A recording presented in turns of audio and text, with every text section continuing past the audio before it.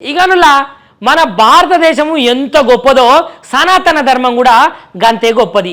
ఎందుకంటే ఈ భారతదేశంలోనైతే చాలా మంది హిందువులే కావచ్చు, సనాతన ధర్మాన్ని పూజించేటోళ్ళు కావచ్చు, చాలా మంది ఉంటారు కదా. ఇక ఇంకొకటి ఏంటంటే పక్క మతాన్ని గౌరవించుకుంటా మన మతాన్ని కూడా గౌరవించాలి అనే ఒక ముచ్చట మీదనైతే ఇవాళ నేను ఒక ముచ్చట తీసుకొని వచ్చిన. ఎందుకంటే మన సనాతన ధర్మము మన భారతదేశంలో కాదుల్లా ఈ ప్రపంచ దేశాలలోనే ఉన్నదనే ముచ్చట అయితే నేను మీకు చెప్పబోతున్నా.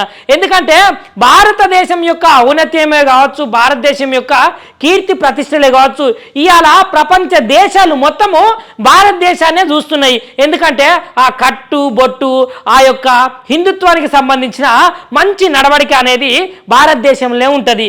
ఇక ఇక్కడున్న అయితే భారతదేశం యొక్క గొప్పతనాన్ని ఖండాంతరాల వరకు అయితే సాటి చెప్పే ప్రయత్నమే చేస్తున్నారు. నిజముల్లా నేను చెప్పే ముచ్చట ఏంటంటే ఇటలీ ఉన్నది కదా, గా ఇటలీ అంటే వేరే దేశము.